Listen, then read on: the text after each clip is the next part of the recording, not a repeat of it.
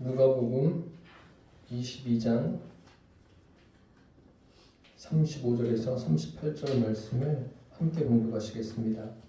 그들에게 이르시되 내가 너희를 전대와 가난과 신발도 없이 보내었을 때에 부족한 것이 있더냐 이르되 없었나이다.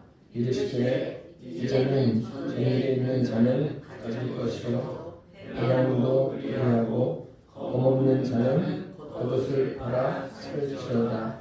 내가 너희에게 말하노니 기록된 바 그는 불법자의 동류로 여김을 받았다 한 말이 내게 이루어져야 하리니 내게 관한 일이 이루어져 가느니라.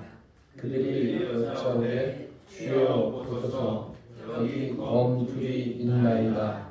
대답하시되 족하다 하시니라. 아멘. 누가복음 22장 35절에서 38절 말씀으로 검을 사라 이런 제목으로 함께 은혜를 나누겠습니다. 예수님께서 제자들에게 겉옷을 팔아서 검을 사라 이렇게 말씀하십니다. 예수님은 이제 십자가를 지시게 됩니다. 얼마 안 있으면 십자가를 지시게 되는데 마치 유언과 같은 말씀을 하십니다. 그러면 지금 제자들이 예수님이 하시는 말씀을 알아듣고 있을까요? 우리는 예수님이 말씀하시는 이 말씀이 무슨 의미인지 우리는 알아듣고 있습니까? 굉장히 오늘 말씀은 중요한 말씀입니다. 모든 말씀이 다 중요하지만 이 말씀을 주님께서 왜 이렇게 하시는가? 겉옷이 뭐고 검이 뭘까요?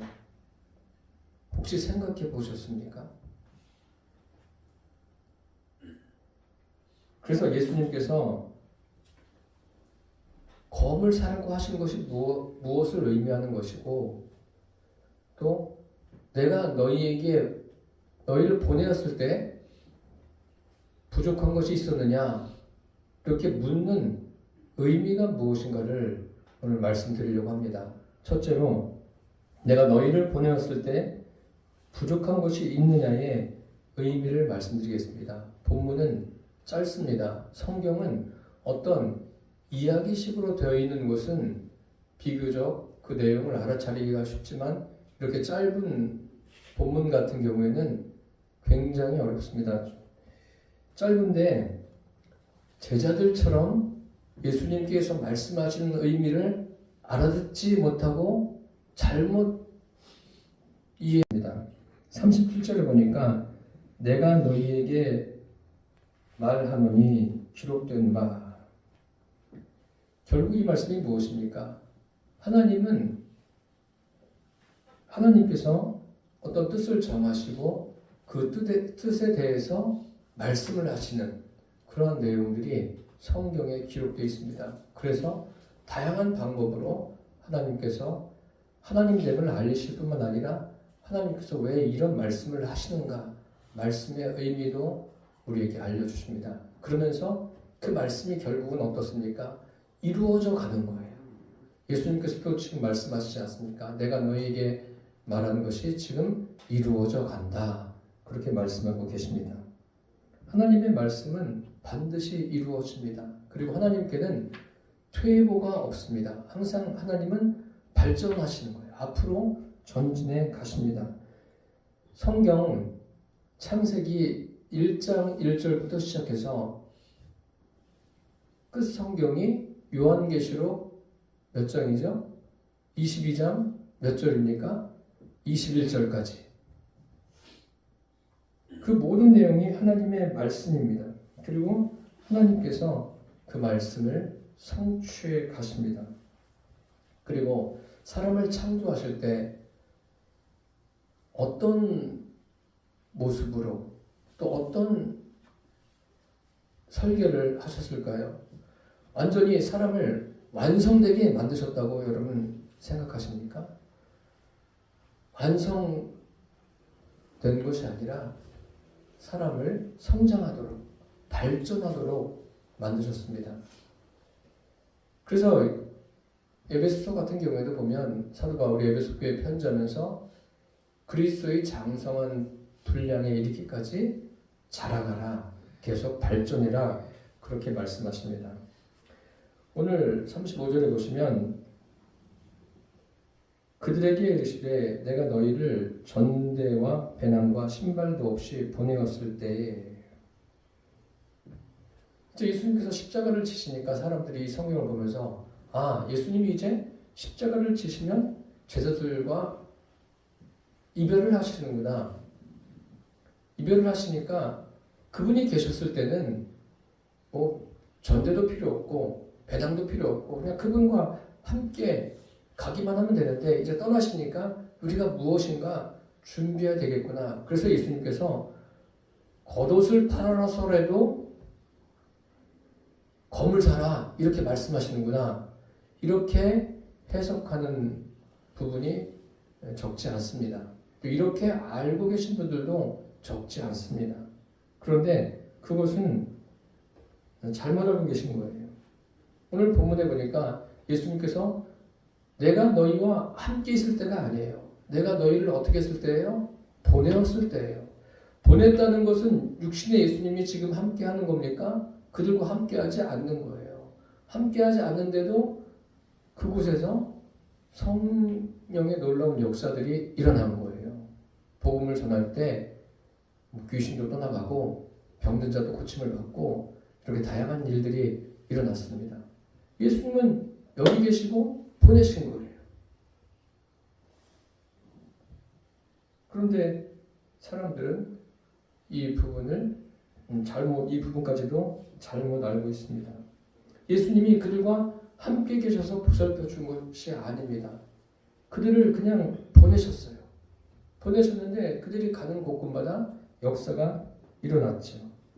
이 부분도 우리가 제대로 알고 계셔야 돼요. 예수님께서 내가 너희를 보내었을 때라는 거예요. 보내었을 때. 그러면서 예수님이 질문하시죠. 35절에 어떻게 말씀하시죠? 내가 너희를 전대와 배낭과 신발도 없이 보내었을 때 부족한 것이 있더냐.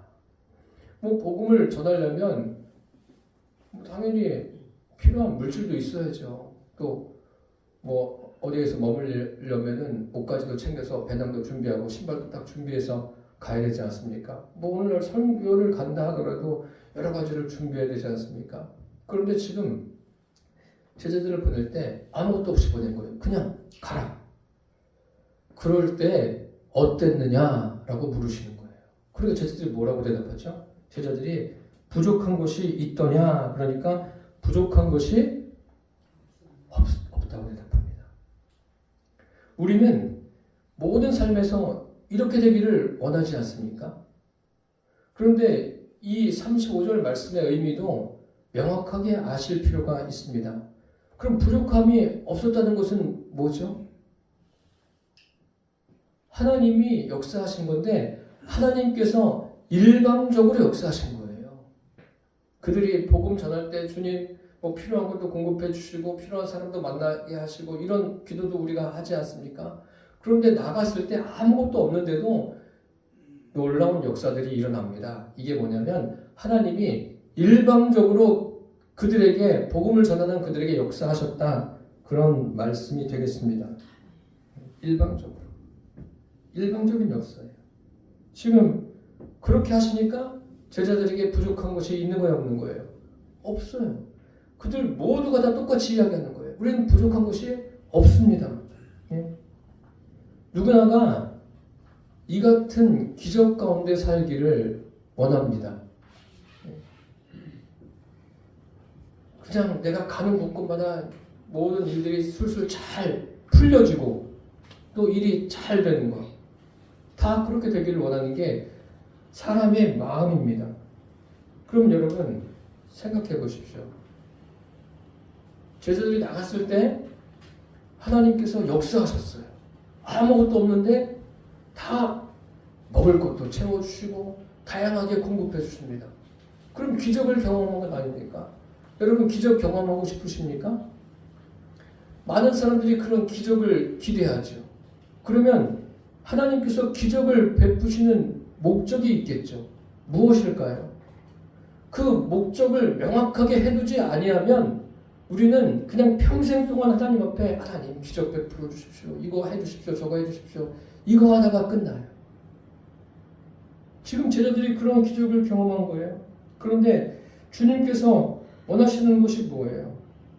주님께서는 그런 기적의 역사들을 통해서 무엇을 하기를 원하시냐면 그것을 경험하는 그 사람과 교제하기를 원하시는 거예요. 교제가 뭐예요? 그분과 친밀해지는 거예요. 어느 정도까지 친밀해지기를 원하십니까? 에녹을 보십시오. 에녹은 하나님과 300년을 동행했어요. 동행했는데 얼마나 그 동행한 것이 친밀해지고 깊어졌는지 자기가 죽는지도 모른 거예요. 계속 동행하다 보니까 어디에 있는 거예요? 천국에 가 있는 거예요. 그런 동행을 주님께서 원하십니다. 저는 그런 의미에서 여러분들이 지금 어느 정도의 신앙이 있는가는 제가 다 정확하게 알 수는 없어요. 다 다르니까요. 그런데 기적과 고난은 동일한 거예요. 국어사전에서 기적에 비슷한 말 하면 고난 이렇게 나오지는 않습니다.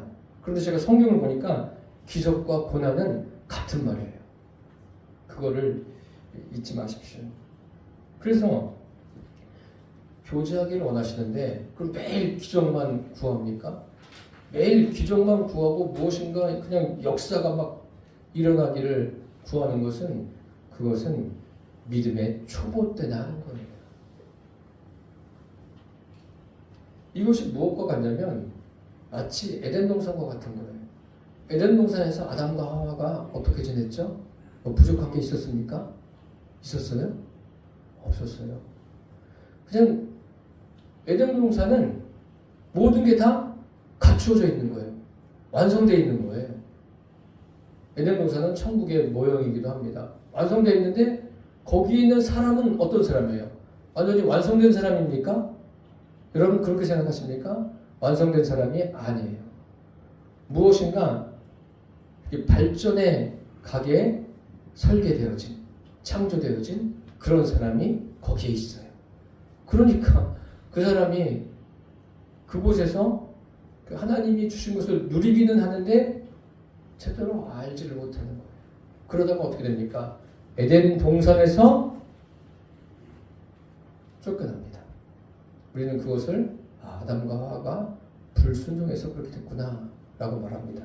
그러나 더 정확한 의미는 아담과 하와가 하나님과 분리가 되었기 때문에 그런 일이 일어난 거예요.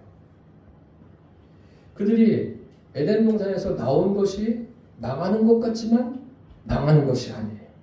하나님은 사람을 발전하도록 설계하셨어요. 그러니까 나와서도 또 하나님께서 그들이 살 길을 열어주신다는 그런 말씀입니다. 사람은 발전하게 되어 있어요. 이 사회도 발전하고 각 개인들도 발전하게 되어 있습니다. 누가복음에 보면 지금 누가복음을 제가 설교하는데 예수님께서 그 지혜와 키가 자라가며 하나님과 사람에게 더욱 사랑스러워 가시더라. 예수님도 육신으로 있을 때는 어떤 거예요? 발전해 가시는 거예요. 성경에서 그 믿음의 사람들을 보십시오. 그 믿음의 사람들을 통해서 주님이 말씀하시려는 것 중에 하나가 사람들은 발전해 가는 거예요. 창세기에서도 보세요. 또 출애굽기에서도 보세요. 발전해 가지 않습니까? 에덴 동산에서 아담과 하와가 선악과를 먹은 후에 쫓겨납니다. 쫓겨났는데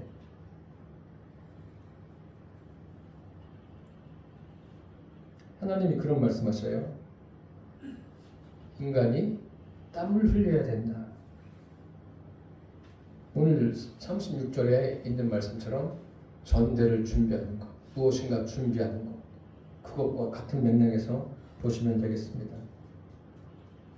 선악과 사건 이후에는 땀을 흘려야 되는 거예요. 왜요? 이 세상은 이제 더 이상 에덴과 같지 않습니다. 이 세상은 또 천국이 아니에요. 또 사람은 점점 발전해 가는 거죠. 땀을 흘리면서 발전해 가는 거예요. 오늘 예수님께서 제자들에게 질문하시면서 부족한 것이 있었냐? 없었습니다. 이 의미를 정확하게 아셔야 돼요. 하나님이 일방적으로 역사하시는 그 이유는 그 사건을 통해서 그들과 교제하기를 원하시는 거예요. 그런데 많은 사람들이 그 하나님의 일방적인 역사 앞에서 그것을 경험하고 기쁨을 얻게 되지만 하나님과 친밀해지지 못하는 그런 경우가 참 많습니다. 하나님이 그렇게 하시는 목적은 사람과의 그 관계 증진을 위해서 일방적으로 역사하십니다. 하나님께서 나를 통해서, 여러분 각자를 통해서 하시고자 하는 일이 있습니다. 왜 우리를 통해서 역사하실까요? 성경에 보시면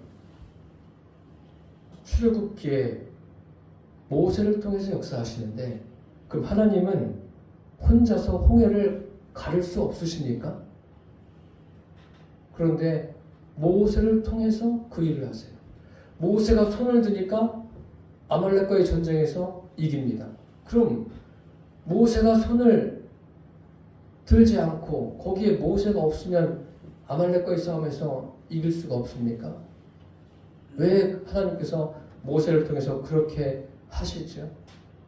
그렇게 하시고자 하는 목적이 무엇입니까?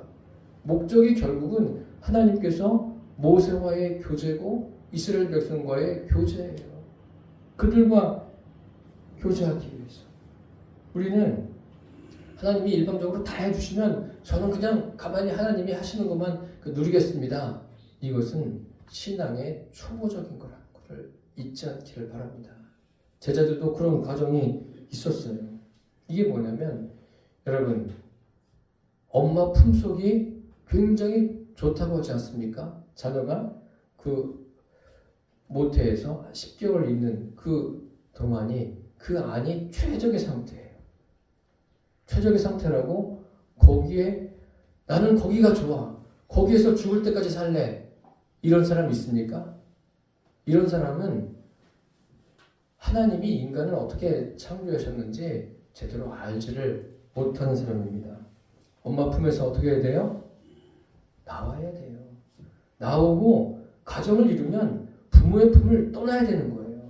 그런데 막 이게 그냥 얽혀져 가지고 사는 사람들이 얼마나 많습니까? 그거는 서로 그렇게 해서는 안 되는 거예요. 오늘 예수님께서 제자들에게 너희들이 아무것도 없이 갔을 때 부족한 것이 있었냐? 없었습니다. 이것을 경험하게 하신 목적이 뭐라고요? 하나님과의 관계 증진을 위해서 이 같은 일을 경험하게 하시는 거예요. 우리 인생에 기적을 경험할 때 여러분들이 다른 거 생각하지 마세요. 그거 크게 많이 이야기할 것 없어요. 그것을 통해서 내가 하나님과 관계가 제대로 되어진다면 그게 잘하는 거예요. 그게 제일 중요한 겁니다. 둘째로 겉옷을 팔아서 검을 사라고 하십니다. 36절에 보니까 이르시되 이제는 전대 있는 자는 가질 것이요 배낭도 그리하고 검 없는 자는 겉옷을 팔아 살지어다. 결론부터 말씀드리면 이 36절에 검 없는 자는 겉옷을 팔아 살지어다. 이게 뭐냐면 임마누엘의 의미입니다. 임마누엘. 반드시 겉옷을 팔아서 검을 사야 합니다. 그래서 여기 겉옷과 검의 의미를 아셔야 돼요. 이것이 무엇인가? 그럼 예수님께서 진짜 칼을 사라고 하시는 건가? 아니면 그 외에 검의 의미가 또 있는가? 이것을 아셔야 됩니다. 겉옷은 뭐예요? 외적인 것 아닙니까? 외적인 것을 팔아서 검을 사라. 그 겉옷은 검에 반대되는 개념이죠. 성경에 보면 에베소서 6장에 보면 성령의 검이 나오고 또 창세기 3장에 보면 아담과 하와가 쫓겨난 다음에 화염검이 나오지 않습니까? 겉옷을 판다는 게 뭐예요? 겉옷이 없어져야 된다는 거예요. 겉옷이 어떻게 돼야 된다고요? 없어져야 돼요. 겉옷도 있고 나는 검도 있고 이거는 아닙니다. 검의 의미는 임마누엘, 성령을 의미합니다. 제가 결론부터 말씀드리는 거예요. 본문에 이것을 놓치면 안 됩니다. 왜 성령님이냐면 이 말씀을 하기 전에 35절이 들어가기 전에 어떤 일이 있었습니까? 예수님께서 베드로에게 그런 말씀하시죠. 베드로야, 오늘 닭 울기 전에 내가 3번 나를 부인하리라. 그때 베드로가 뭐라고 그래요? 아, 주님, 저는 이미 다 각오가 되어 있습니다. 주와 함께 죽을지언정 결코 이런 일은 없을 것입니다. 사실이죠. 베드로가 말한 건 사실이에요. 사실인데 베드로가 그렇게 말하는 것은 뭐예요? 자기 확신에 차 있는 거예요. 예수 믿지 않는 사람들은 대부분 어떻게 세상을 살아가는지 아십니까? 자기 도취, 자기 확신에 차서 살아가는 거예요. 대부분 보세요. 다 똑같아요. 그렇지만 예수 믿는 사람은 최소한도 예수 믿는 사람은 자기 확신에 차서 살아가면 안 돼요. 베드로가 보세요. 자기 확신에 차 있으니까 예수님이 말씀하시잖아요. 오늘 닭 울기 전에 내가 3번 나를 부인하리라. 그럼 뭐라고 대답해야 돼요? 아, 예수님, 그런 일이 정말 있습니까? 어떡하죠? 뭐 이렇게 물어보든지. 그런데 아니에요. 예수님이 말씀하시는 것은 관계가 없어요. 저는 다 준비됐습니다. 저는 부인하지 않을 준비가 이미 다 돼 있습니다. 그렇게 이야기하는 거예요, 베드로가. 그런데 됐어요? 그렇게 됐습니까? 아니에요. 예수님 말씀하신 대로 됐잖아요. 그럼 베드로는 왜 안 된 거죠? 성령님이 계시지 않은 거예요. 자기 의지로, 자기 경험으로, 자기 결단으로 하니까 되지 않는 거예요. 그런 일이 있은 다음에 오늘 본문이 시작되고 있습니다. 그래서 오늘 이 성경에 검이 무엇인가 문맥으로 봐도 아, 성령이구나 이렇게 봐야 돼요. 그럼 예수님께서 차라리 이것을 성령이라고 말씀하시지 왜 검이라고 했을까요? 그리고 겉옷을 팔고 또 이제 검을 사라, 성령을 사라 이렇게 되는 거 아니에요? 이게 도대체 무슨 말씀인가? 어떻게 겉옷을 팔고 성령을 살 수 있을까? 이 겉옷을 팔고 검을 사라는 것은 뭐예요? 너의 관심을 외적인 데서 중심으로 돌리라는 거예요. 여러분 어디에 많은 관심을 갖고 있습니까? 제가 간곡히 부탁드리는데요. 여러분 각 자신의 다른 거 아니에요. 자신의 중심의 관심을 갖게 되기를 바랍니다. 내 중심의 관심을 이 땅에 살면서 하나님 100, 내 중심 100, 다른 건 관심 갖지 마세요. 그렇게 되면 다른 것들은요 그림자처럼 진행되어져 가는 거예요. 그런데 반대로 돼가지고 다른 것에 관심 갖고 내 중심엔 관심 없고 주님께도 그냥 관심 있는 둥 마는 둥 하면 아무것도 되지 않습니다. 예수님께서 그 말씀하신 다음에 37절을 말씀하시죠. 내가 너희에게 말하노니 기록된 바 그는 불법자의 동류로 여김을 받았다 한 말이 내게 이루어져야 하리니 내게 관한 일이 이루어져 가매니라. 이게 뭐냐면 예수님께서 이제 곧 어떻게 된다는 거예요. 어떤 물리적인 힘에 의해서 십자가에 돌아가신다는 거예요. 십자가에서 고난받고 돌아가실 것을 말씀하십니다. 그런데 이런 말씀을 듣고도 베드로가 어떻게 해요? 칼을 빼가지고 대제사장의 종인 말구의 귀를 탁 자르지 않습니까? 예수님께서 잘했다. 너 참 잘했구나. 내가 말한 대로 벌써 검을 사가지고 말구의 귀를 싹 자르고 잘했다. 그러십니까? 뭐라고 그러시죠? 말구의 귀를 잘랐을 때 검을 사용하는 자는 검으로 망한다. 망하는 거예요. 그런데 지금 보세요. 검을 사용한 자는 검으로 망한다고 하는데 예수님은 뭐라고 그러세요? 겉옷을 팔아서 검을 사라. 참 어려운 겁니다. 베드로가 왜 말구의 귀를 잘랐어요? 아직 베드로에게는 그 안에는 성령이 계시지 않아요. 다 지금 자기 인본적으로 하는 거예요. 자기 의지로 내가 얼마나 이렇게 예수님을 사랑하고 따라다니는데 봐라. 내가 확신있게 그냥 귀를 확 잘라버려요. 대단합니다. 그리고 오늘 보세요. 38절에 같이 읽어보겠습니다. 38절 그들이 여쭤오되 주여 보소서 여기 검 둘이 있나이다. 대답하시되 족하다 하십니다. 예. 검이 둘이 있대요.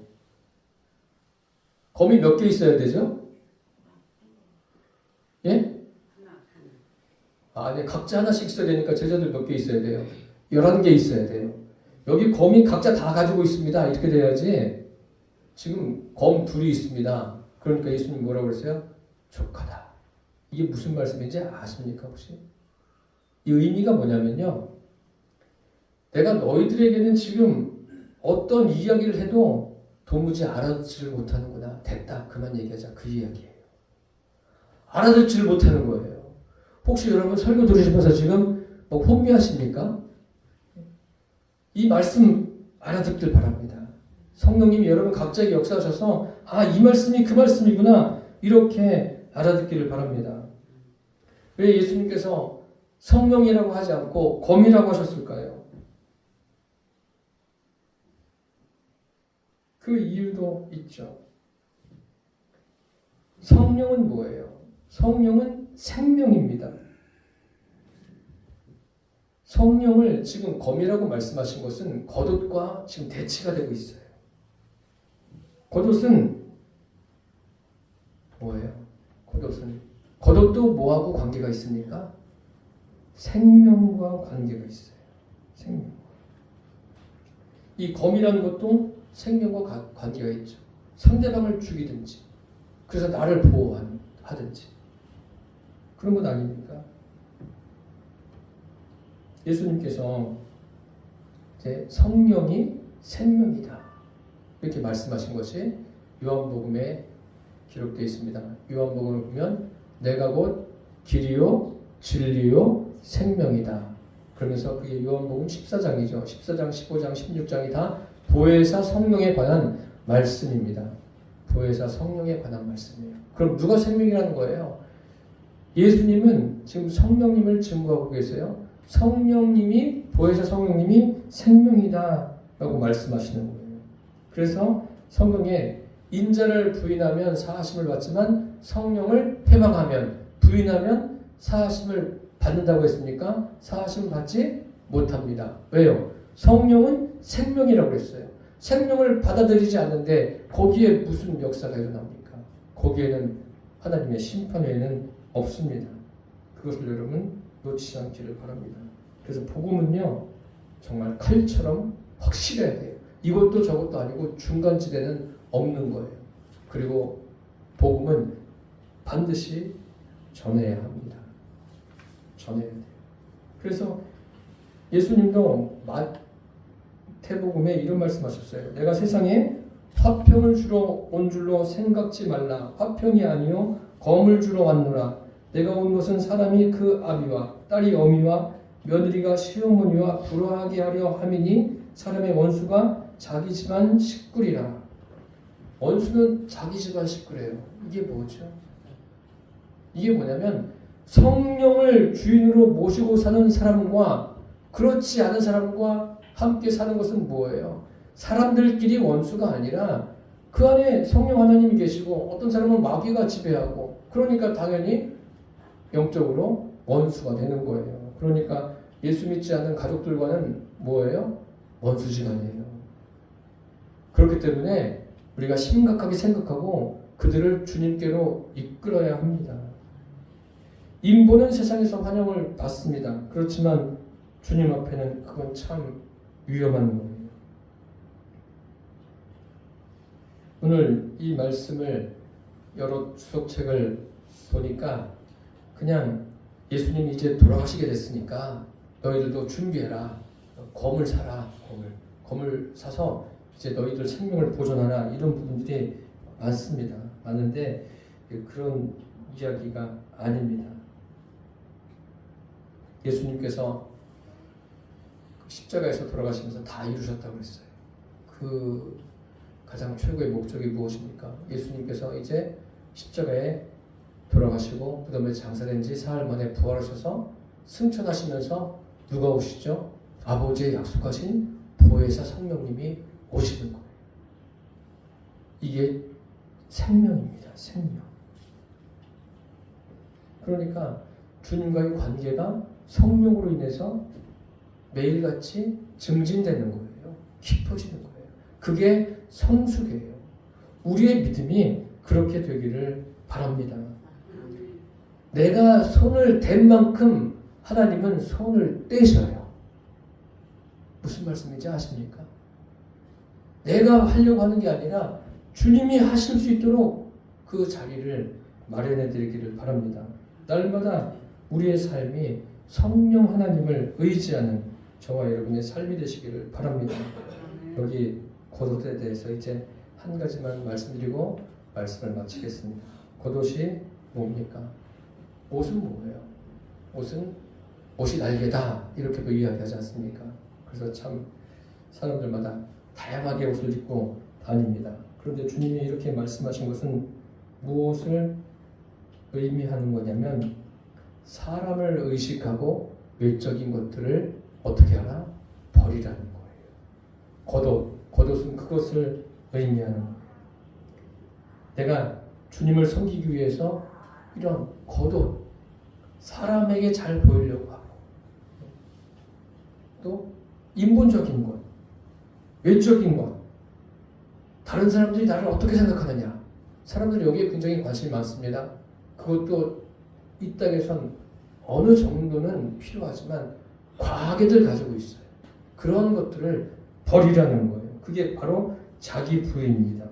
그리고 이스라엘 사람들 같은 경우에 예수님 당시에 지금은 좀 그 당시보다 낫지만 어때요? 이 겉옷이 지금 우리가 입는 이런 것과 같습니까?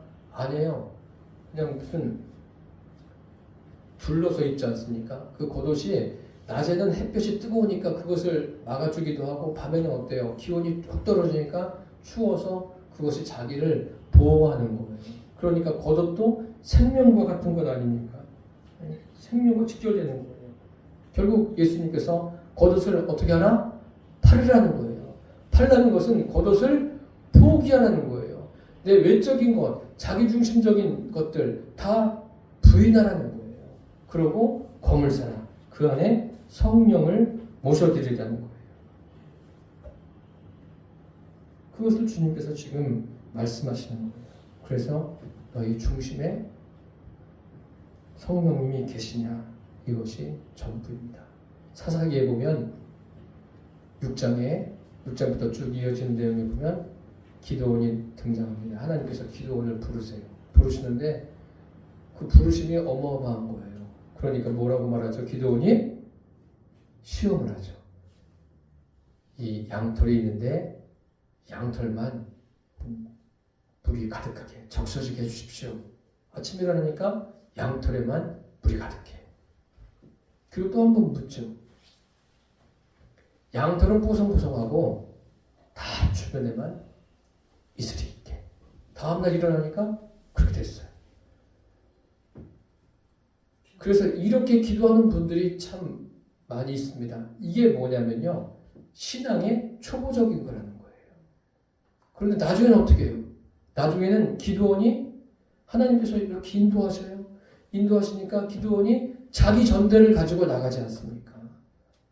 300명 용사를 가지고 수만 명이 모였는데 300명으로 다 줄어들었어요.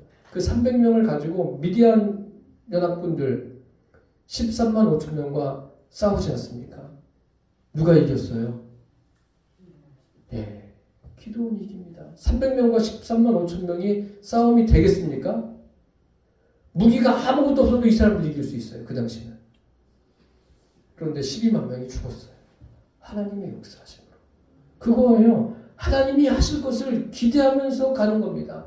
내 안에 계신 성령님과 교제하면서 삶을 살아내기를 원하시는 것이 주님이 원하시는 거예요.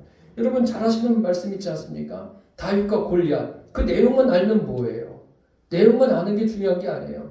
다윗이 골리앗 앞에 딱 맞닥뜨렸을 때 골리앗은 뭐라 그래요? 우습죠. 저 조그만 애가 전쟁에 경험도 없는데 나와 싸우자고. 다윗이 말하죠. 너는 칼과 창과 단창으로 내게 오거니와 나는 만군의 여호와의 이름으로 내게 가노라. 그러면서 물맷돌을 확 돌려가지고 던져서 어떻게 돼요? 이마에 정통으로 탁 박혀가지고 죽지 않습니까? 이게 뭡니까? 이게 무엇을 의미하는 겁니까? 이게 뭐냐면 다윗의 신앙이 하나님이 하시는 것을 그냥 가만히 보고 있는 그런 신앙이 아니에요. 이제 내 손이 아니라 하나님의 손으로 역사하시는 믿음이에요. 우리의 믿음이 이렇게 되기를 바랍니다. 내 삶이 아니라 하나님이 역사하시는 삶이 되게 하시기를 바랍니다.